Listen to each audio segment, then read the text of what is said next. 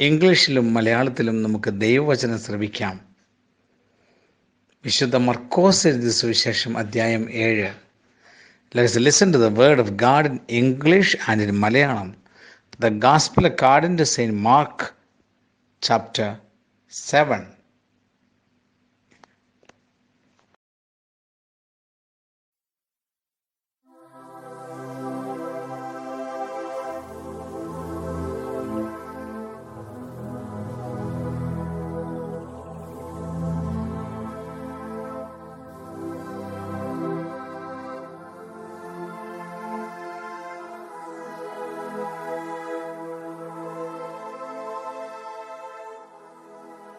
മർക്കോസ് അധ്യായം 7. ഫരീസയരും ജെറുസലേമിൽ നിന്ന് വന്ന ചില നിയമജ്ഞരും യേശുവിന് ചുറ്റും കൂടി. അവന്റെ ശിഷ്യന്മാരിൽ ചിലർ കൈ കഴുകി ശുദ്ധി വരുത്താതെ ഭക്ഷണം കഴിക്കുന്നത് അവർ കണ്ടു. പൂർവികരുടെ പാരമ്പര്യമനുസരിച്ച് ഫരീസയരും യഹൂദരും കൈ കഴുകാതെ ഭക്ഷണം കഴിക്കാറില്ല. പൊതുസ്ഥലത്ത് നിന്ന് വരുമ്പോഴും ദേഹശുദ്ധി വരുത്താതെ അവർ ഭക്ഷണം കഴിക്കുകയില്ല. കോപ്പകളുടെയും കലങ്ങളുടെയും ഓട്ടുപാത്രങ്ങളുടെയും ക്ഷാളനം തുടങ്ങി മറ്റു പല പാരമ്പര്യങ്ങളും അവർ അനുഷ്ഠിച്ചു പോന്നു. ഫരീസയരും നിയമജ്ഞരും അവനോട് ചോദിച്ചു, നിന്റെ ശിഷ്യന്മാർ പൂർവികരുടെ പാരമ്പര്യത്തിന് വിപരീതമായി അശുദ്ധമായ കൈകൊണ്ട് ഭക്ഷിക്കുന്നതെന്ത്? അവൻ പറഞ്ഞു, കപടനാട്യക്കാരായ നിങ്ങളെക്കുറിച്ച് യേശയ്യാ ശരിയായി തന്നെ പ്രവചിച്ചു. അവൻ എഴുതിയിരിക്കുന്നു, ഈ ജനം അധരങ്ങൾ കൊണ്ടെന്നെ ബഹുമാനിക്കുന്നു, എന്നാൽ അവരുടെ ഹൃദയം എന്നിൽ നിന്ന് വളരെ ദൂരെയാണ്. വ്യർത്ഥമായി അവർ എന്നെ ആരാധിക്കുന്നു, മനുഷ്യരുടെ കൽപ്പനകൾ പ്രമാണങ്ങളായി പഠിപ്പിക്കുകയും ചെയ്യുന്നു. ദൈവത്തിന്റെ കൽപ്പന ഉപേക്ഷിച്ച് മനുഷ്യരുടെ പാരമ്പര്യം നിങ്ങൾ മുറുകെ പിടിക്കുന്നു. അവൻ തുടർന്നു, നിങ്ങളുടെ പാരമ്പര്യം പാലിക്കാൻ വേണ്ടി നിങ്ങൾ കൗശലപൂർവ്വം ദൈവകൽപ്പന അവഗണിക്കുന്നു. എന്തെന്നാൽ നിന്റെ പിതാവിനെയും മാതാവിനെയും ബഹുമാനിക്കുക, പിതാവിനെയോ മാതാവിനെയോ ദുഷിച്ചു പറയുന്നവൻ മരിക്കട്ടെ എന്ന് മോശ പറഞ്ഞിട്ടുണ്ട്. എന്നാൽ ഒരുവൻ തന്റെ പിതാവിനോടോ മാതാവിനോടോ നിങ്ങൾക്ക് എന്നിൽ നിന്ന് ലഭിക്കേണ്ടത് ഖുർബാൻ, അതായത് വഴിപാടാണ് എന്ന് പറഞ്ഞാൽ മതി എന്ന് നിങ്ങൾ പറയുന്നു. പിന്നെ പിതാവിനോ മാതാവിനോ വേണ്ടി യാതൊന്നും ചെയ്യാൻ നിങ്ങൾ അവനെ ഒരിക്കലും അനുവദിക്കുന്നുമില്ല. അങ്ങനെ നിങ്ങൾക്ക് ലഭിച്ച പാരമ്പര്യം വഴി ദൈവവചനം നിങ്ങൾ നിരർത്ഥകമാക്കുന്നു. ഇതുപോലെ പലതും നിങ്ങൾ ചെയ്യുന്നു. ജനങ്ങളെ വീണ്ടും അടുത്തേക്ക് വിളിച്ച് അവൻ പറഞ്ഞു, നിങ്ങളെല്ലാവരും എന്റെ വാക്ക് കേട്ട് മനസ്സിലാക്കുവിൻ. പുറമേ നിന്ന് ഉള്ളിലേക്ക് കടന്ന് ഒരുവനെ അശുദ്ധനാക്കാൻ ഒന്നിനും കഴിയുകയില്ല. എന്നാൽ ഉള്ളിൽ നിന്ന് പുറപ്പെടുന്നവയാണ് അവനെ അശുദ്ധനാക്കുന്നത്. കേൾക്കാൻ ചെവിയുള്ളവൻ കേൾക്കട്ടെ. അവൻ ജനങ്ങളെ വിട്ട് ഭവനത്തിലെത്തിയപ്പോൾ ഈ ഉപമയെക്കുറിച്ച് ശിഷ്യന്മാർ ചോദിച്ചു. അവൻ പറഞ്ഞു, നിങ്ങളും വിവേചനാശക്തിയില്ലാത്തവരാണോ? പുറമേ നിന്ന് മനുഷ്യന്റെ ഉള്ളിൽ പ്രവേശിക്കുന്ന ഒന്നിനും അവനെ അശുദ്ധനാക്കാൻ സാധിക്കുകയില്ലെന്ന് നിങ്ങൾ മനസ്സിലാക്കുന്നില്ലേ? കാരണം അവ മനുഷ്യന്റെ ഹൃദയത്തിൽ പ്രവേശിക്കുന്നില്ല, പിന്നെ ഉദരത്തിലേക്ക് കടക്കുകയും വിസർജിക്കപ്പെടുകയും ചെയ്യുന്നു. എല്ലാ ഭക്ഷണപദാർത്ഥങ്ങളും ശുദ്ധമാണെന്ന് അങ്ങനെ അവൻ പ്രഖ്യാപിച്ചു. അവൻ തുടർന്നു, ഒരുവന്റെ ഉള്ളിൽ നിന്ന് പുറപ്പെടുന്ന കാര്യങ്ങളാണ് അവനെ അശുദ്ധനാക്കുന്നത്. എന്തെന്നാൽ ഉള്ളിൽ നിന്നാണ്, മനുഷ്യന്റെ ഹൃദയത്തിൽ നിന്നാണ് ദുശ്ചിന്ത, പരസംഗം, മോഷണം, കൊലപാതകം, വ്യഭിചാരം, ദുരാഗ്രഹം, ദുഷ്ടത, വഞ്ചന, ഭോഗാസക്തി, അസൂയ, ദൂഷണം, അഹങ്കാരം, മൂഢത എന്നിവ പുറപ്പെടുന്നത്. ഈ തിന്മകളെല്ലാം ഉള്ളിൽ നിന്ന് വരുന്നു, അവ മനുഷ്യനെ അശുദ്ധനാക്കുകയും ചെയ്യുന്നു.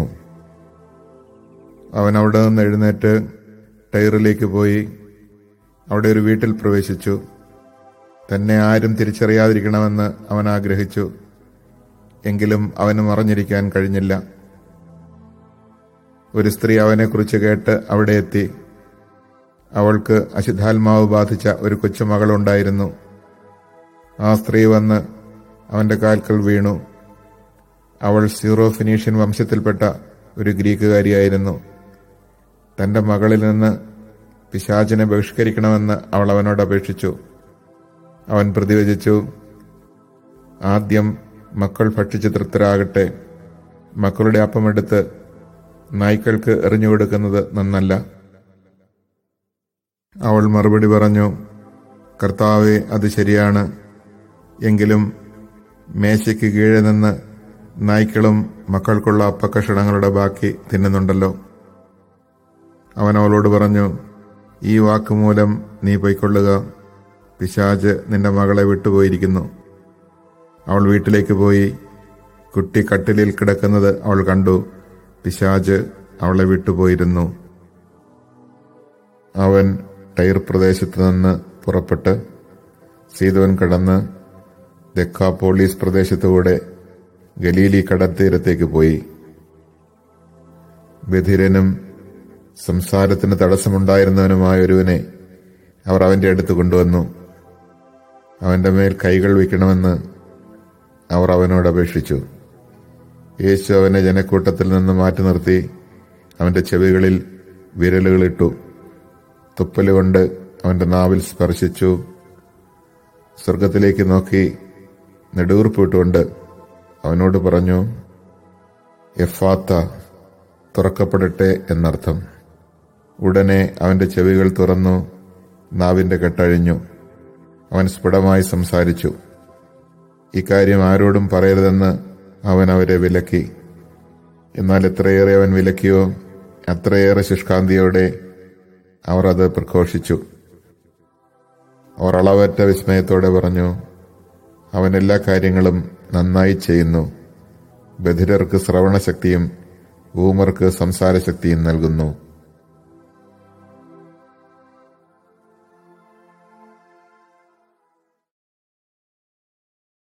Chapter 7. Now when the Pharisees with some scribes who had come from Jerusalem gathered around him, they observed that some of his disciples ate their meals with unclean, that is, unwashed hands.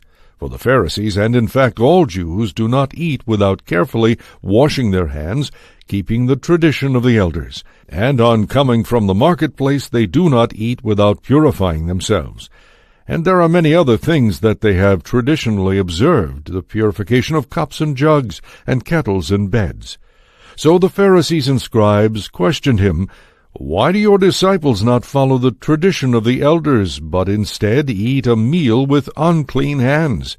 He responded, Well, did Isaiah prophesy about you hypocrites, as it is written, This people honors me with their lips, but their hearts are far from me.